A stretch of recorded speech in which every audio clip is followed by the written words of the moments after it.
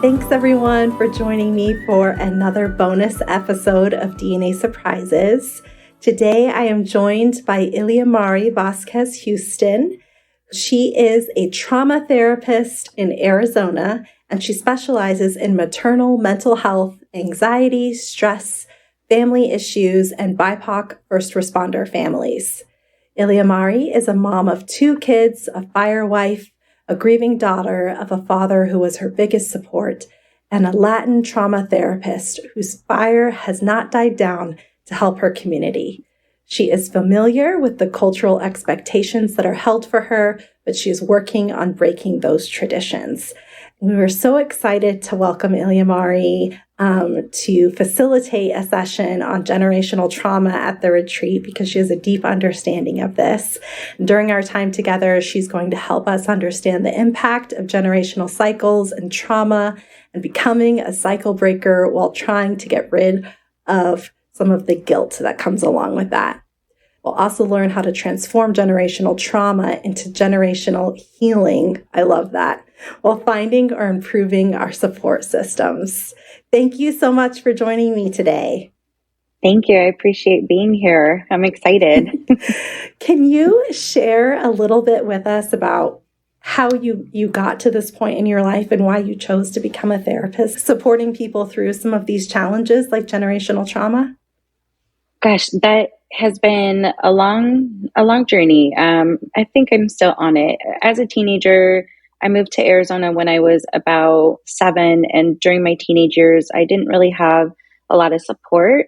My parents were going through separation, divorce, eventually divorced, and I didn't have anyone, who looked like me and spoke like me and had a lot of expectations culturally like me.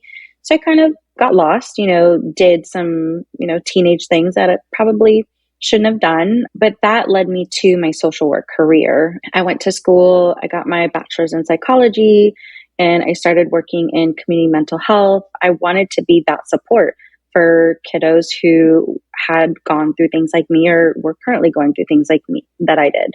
So I worked as a case manager, as a team lead. I worked on training other case managers to work with kiddos in the community. And then that led me to supervisory, to quality improvement, and other roles in this field. I always told myself I was never going to be a therapist. I was going to do more of the administrative thing. But after being in the field, I decided I wanted to get my master's in social work because that also allowed some opportunity to do more than counseling if I ever wanted to. Then COVID happened a few years after I graduated, and that really made me look at my life, my career. I only had a son at that time, but it was really hard. My husband is a firefighter for a big city, and he was out saving the world, and I was at home trying to keep me and my son alive, so to speak.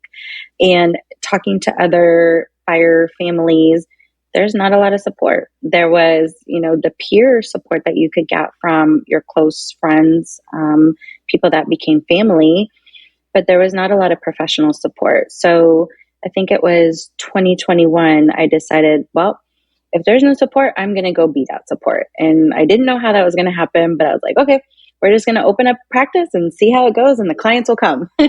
And they did, but it looked a little bit different than what I thought. But then I realized I was on the right journey.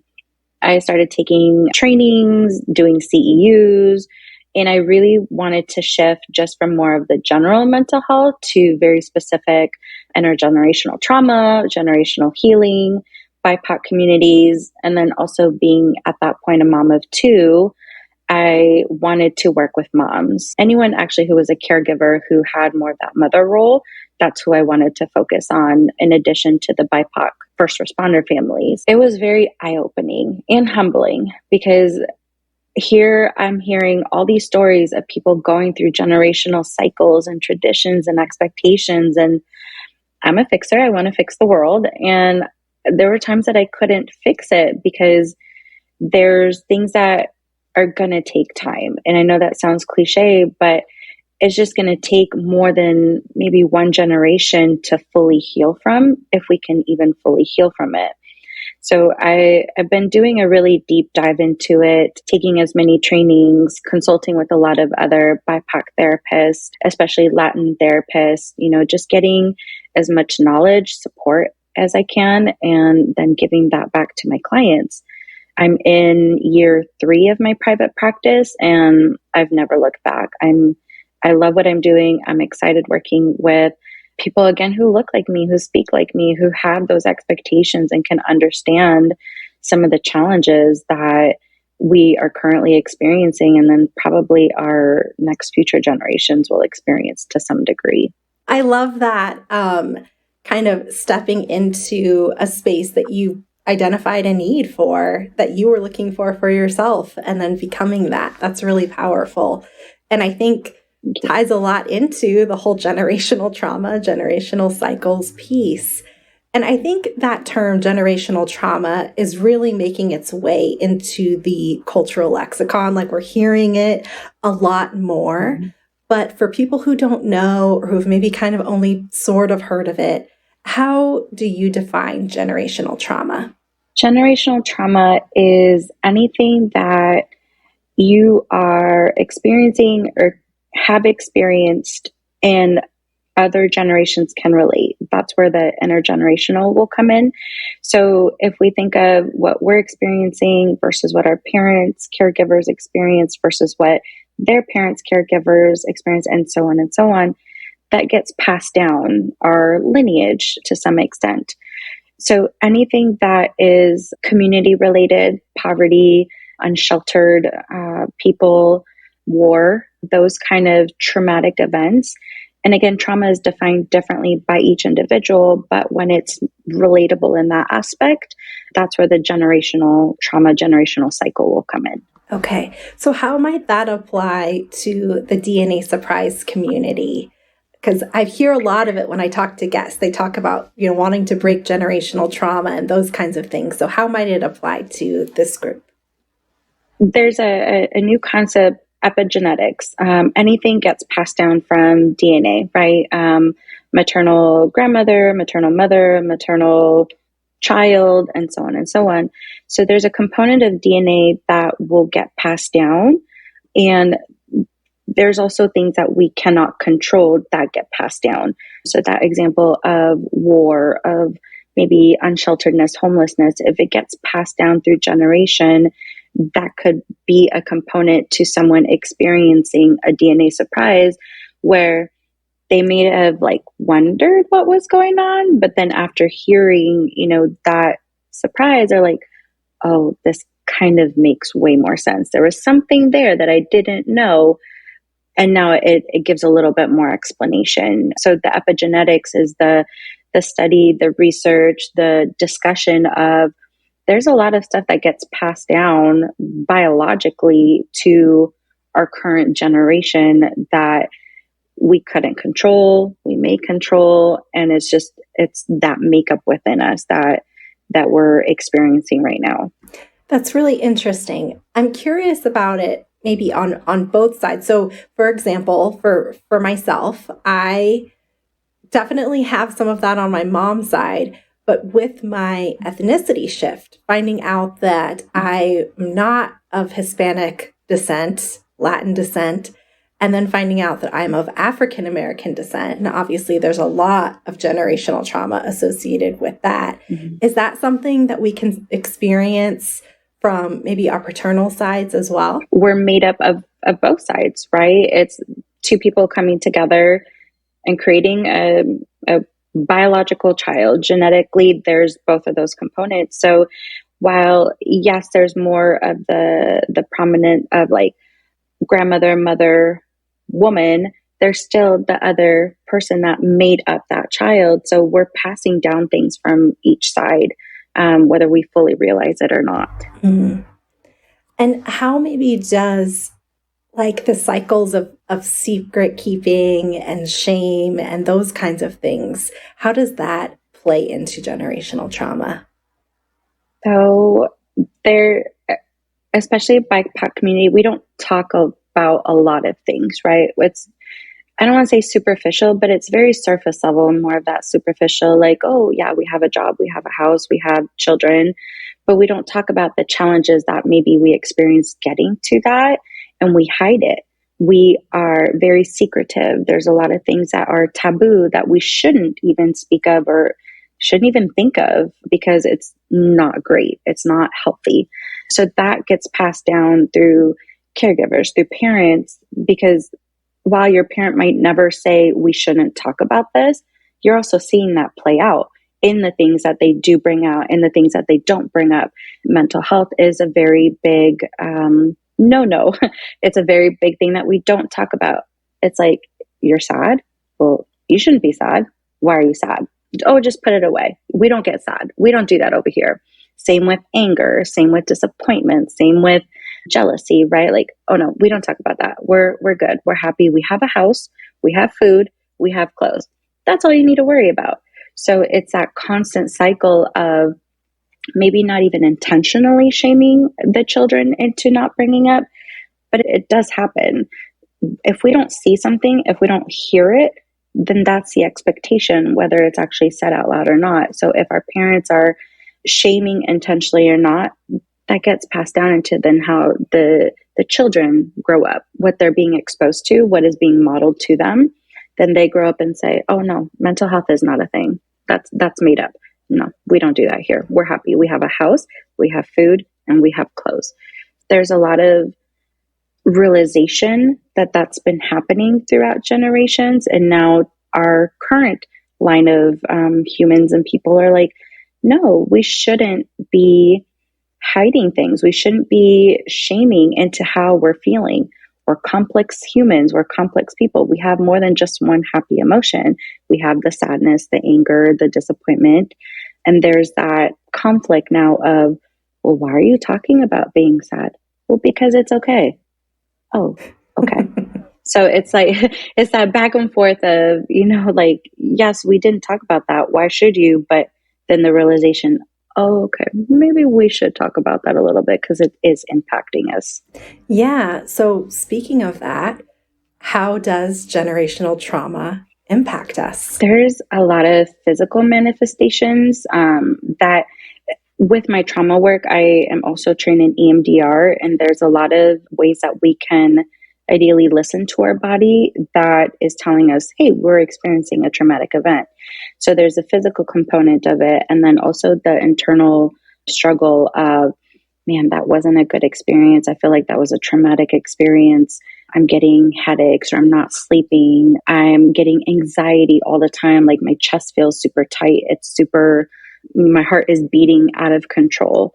So we're experiencing those things. And then if we're not talking about it, that gets potentially passed down. So that's where the cycle continues if we're not aware of it, if we try to avoid it, if we try to shame ourselves into, I'm fine, I'm just nervous, right? Well, it's more than that. Your body is literally telling you something is going on, and it's about trying to pay attention internally to what your body is saying. Yeah, I think that that's something that a lot of people within this community can relate to, is those bodily sensations. What about the mental components? The way we speak to ourselves is typically voices that we have heard, whether it's from caregivers or relatives. And that is also an internal struggle. Any intrusive thoughts, any negative thoughts of examples like feeling unworthy, feeling unloved, feeling not deserving, things that we've experienced in our life will add to those statements. As an example, if there's a parent that shows you love by giving a house, food, and clothes, but they don't say it, we might internalize it and not feel worthy, not feel loved. So that's the traumatic experiences that someone has gone through, and then add the statements of, well, they didn't say they loved me. I'm not lovable. I don't feel loved. And then that's that struggle with our thoughts of, well, if I'm not worthy, if I'm not lovable, I don't deserve, XYZ thing to happen to me. I'm okay with status quo. I don't have to share how I'm feeling because no one cares. No one wants to listen to me. No one wants to show me love. That's so interesting about the inner voice and where that comes from. And that's really resonating. I have some things to think about. But it's true. Like, where does that monologue come from? Where does that critic come from? The whole goal with the retreat is to focus on integrating these traumatic experiences that have happened to us. And, I think the generational piece is huge because it goes back so far, and many times, especially the cycle of not talking about things and keeping secrets. And that's kind of something that I think a lot of people in our community want to stop as they look at future generations. But what are some of the things that we can do to heal from these cycles and experiences? I would say the first thing, which I recognize is probably the hardest thing, is to recognize what's going on, validate your own experiences and your own emotions. Sometimes feelings lie. Yes, I get that. However, you're the only one that can define the traumatic event. No one can define it for you. And that looks different for each individual. That would be the first step in trying to end or stop those generational cycles, because maybe a lot of people have validated that, but they didn't do anything with it. So if we validate, acknowledge it, then we can move forward and recognize, okay, well, that's an unhealthy pattern. How can I change that? If they work with a therapist or a counselor or someone who has that therapeutic relationship with them, then we can figure out how to stop and end those cycles. But validation is key. If we don't validate it, then we're kind of hiding it. We're kind of, putting it away and keeping it a secret from even ourselves. We can acknowledge, what's happened. Saying it out loud is the hardest piece, though. After that, like I mentioned, working with a therapist or a counselor to figure out how to end those patterns. Is it that, do we need to speak up for ourselves a little bit more and say, hey, that's not necessarily something that I want to continue with you. Can we have a healthier relationship? Can we speak in healthier ways to each other? Can we just acknowledge that we have different opinions as well? Do we need to set boundaries? Do I need to not call you every day or not see you once a month? Just different avenues to change that pattern that's been going on for so long. That's how we start to stop some of the unhealthiness that we've experienced. And then the even harder piece, I think, also is we might not be the only person that stops it. It might take those future generations to stop it. We might be the first cycle breaker. We're working on breaking that cycle, that pattern, but also how we show up with our future generations, that definitely can help end those unhealthy cycles. You beat me to my next question. And I was called out on a previous conversation with our facilitator, Vanessa, when I said, how do we fix it? How do we fix it? And she was like, I'm going to challenge you not to use the word fix. And I appreciated it because it's so true. Like, there's this tendency, myself, I instantly just want to make people feel better and kind of work through it, and not from a toxic positivity standpoint, but it's just like, tell me what are the steps? What do I need to do to go ahead and start working on this? So is it possible to break down a generational cycle in one generation? Because I would love for my kids to not deal with some of the stuff that I do. I wish I could say yes. It's possible. It's not impossible. It just takes a lot of readjusting how we think, how we show up, how we say things, how we interact with people. It's not impossible. It's very hard because, again, we've had so many years of those patterns. And Vanessa was right. We can't fix it, but we can improve it. We can make those adjustments, make those changes to show up in a healthier way in our current generation. So then our kids will show up in a different and healthier version of us. This sounds funny coming from a therapist, but we also mess up our kids to some extent. They're going to be messed up to some extent. And I don't say that in a bad way, like, oh my God, we're bad parents. No, that's the reality of it. how we're parenting is very different. How our parents or caregivers did it, how different them and them and them, right? So there's always going to be something that we don't do 100% perfect. And if we think we're going to do it perfect, we're lying to ourselves. As long as it's a healthier version, then that's what we want to strive for. It's that progress over perfection. But our kids are going to have some component of something because they also came from us and things were passed down, but we're trying to change that and make the adjustment so then they can show up healthier versions with their future generations if they want to. And speaking to something that, kiddos might not be biologically of someone.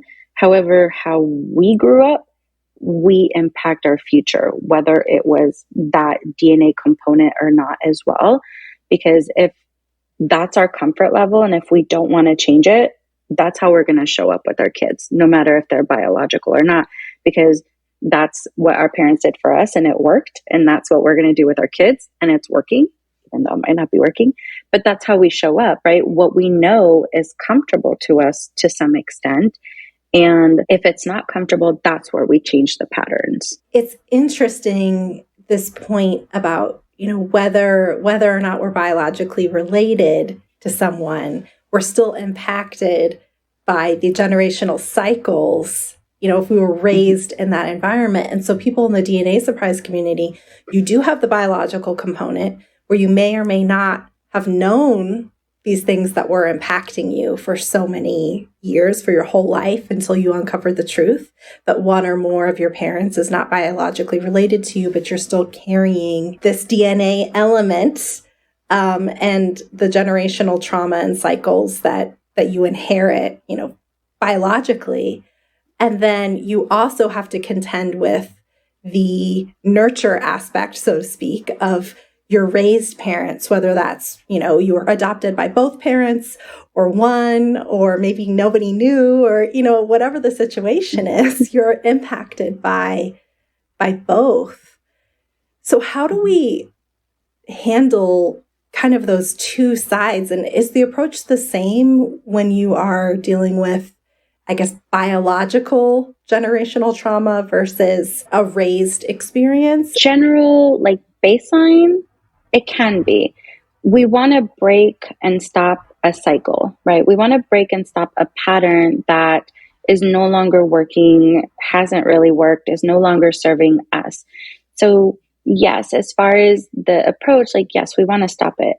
Now, how we stop it varies individually, whether it's biological or not. What works for me doesn't necessarily work for you. What works for you doesn't necessarily work for another person, right? So we want to make sure that it's really individualized and it works within the culture as well.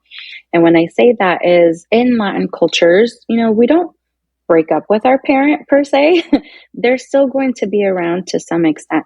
That doesn't give them full access to you. However, we're very familial as far as yes, that's our parent. They might not have been the best, but I can't turn my back on my mom, right? There's a lot of that mentality. So we have to also be very aware of that when therapists and counselors are suggesting certain treatment modalities, certain recommendations, because if you tell a Latin woman to break up with her mom, she's going to be like, no. And this is our last session. Thank you very much. Right? Unless that's what she wants. But generally that might not happen. Right. It's how to work within that culture and what you're suggesting. That's where the individual piece will come in. Maybe she just talks to her mom a couple times a year. And that's what she is okay with to some extent, even though she might feel sad or disappointed, that guilt, that shame, because our parent is no longer who we thought or wanted them to be, but it works for her. If that works for her, then that might not work for somebody else. Again, that's that individual piece. So it's, yes, breaking a cycle, that's the general, rule of thumb for the cycle breakers, but how we go about it can be very different. That's such a good point, that what works for some isn't going to work for all, and you really have to find what works for you. And especially within the different cultural expectations. Every culture is very different in terms of how they relate to their parents, and that's something definitely to consider. we're big on resources around here. And I know you mentioned before we started recording that you had a book that you wanted to recommend to people. So I'm curious about any resources that you might want to point people to if they want to learn more about generational trauma and cycles and cycle breaking. Yes, absolutely. The first book that I would highly recommend, Dr. Marielle, Break the Cycle. It's a guide to healing and intergenerational trauma. Amazing work. She's done a lot of research on intergenerational trauma. I have the book personally and recommend it for clients, and I feel like it's a game changer. Some people might not be ready to dive deep into this kind of work, so maybe it's finding books that validate an experience but don't do like that super deep dive. I also recommend another book, Self-Care for Latinas. Obviously, it's for a specific culture, but it can also translate to other BIPOC communities. It's shifting the way that we care for ourselves versus the recipe of take a bubble bath, take a walk. Yes, we can have components of that. However, it's also very specific to our cultures too. So that book is just a different way, a different lens to looking at caring for ourselves. But the Break the Cycle book by Dr. Marielle, I highly recommend that book. There's also a lot of, social media information regarding generational trauma and cycles. I would suggest looking through that too, but also recognizing that it's one person telling their story too. If it's backed by research, okay, great. That's more appropriate. But if it's more of like, oh, this is, my story and it doesn't fit you, then okay, find something else that could work for you. You made that comment about generational trauma and generational healing. We really are trying to heal. We're trying to heal and start the healing towards future generations. And it's a very big deal. It's a really great awakening is what I call it. Oh, I like that. Yeah, it is an awakening. We are really trying to break these cycles of secrets and shame. And I know we'll dive much deeper into this at the retreat, but for people who are interested in attending, can you kind of give us a little more detail on what your session will be about and some of the things we'll cover? I will definitely be sharing more of the epigenetics information, the DNA component, the biological component, and then also how culturally, whether biologically or not, how we show up, as a community, as a generation, just because it's a really important aspect. Like we've been talking about, one size doesn't fit all, right? It has to be very individual. And at least if we can recognize what's been going on, then we can know better and do better. So then we can start to break those cycles. It's more of that just realistic, raw, transparent conversation and discussion of this is where we're at right now. This has happened. This is where we want to go forward, right? Just recognizing that we do have some power to stop and end the cycles of shame and guilt and trauma, and empower each person individually on possibly how to do so. I can bring some techniques and tips and tricks that are more than just, take a bubble bath or do XYZ, because again, one size doesn't fit all. So one approach might not work for me versus for you versus for someone else. So I'll bring a little bit more approach on other things that we could try. I'm so excited for this. It's going to be incredible. And I think it will be so helpful. And I think I'm going to learn a lot. And I'm really excited about that. Iliamari, if people want to find you and work with you, where can they find you online or other places? Well, full disclosure, I have a social media through Instagram, but I have not been keeping it up. My Instagram is With an Open Heart LLC. I do still have my information up there. It's just not very active right now. But my website, withanopenheartllc.com, I've been transitioning more into that BIPOC Latin trauma space. It has information on my background, my passions, some resources as well on my website. So going on the website, they can reach out either via contact me form or email or phone number Psychology Today, Latin Therapist Directory, Inclusive Therapist Directory. I'm trying to make sure my information is in a lot of the BIPOC spaces as well. Thank you so much for the incredible work that you're doing in this space. I know that you are helping so many people confront some of the generational trauma and cycles that they've experienced, and then helping them work through it. And we're so excited to bring your expertise to the retreat. Can't wait to see you. And for everyone listening, I will be sure to link all of the resources Iliamari mentioned, including the books and her website and all of that good stuff. Thank you again so much for joining me. Thank you so much. I appreciate it.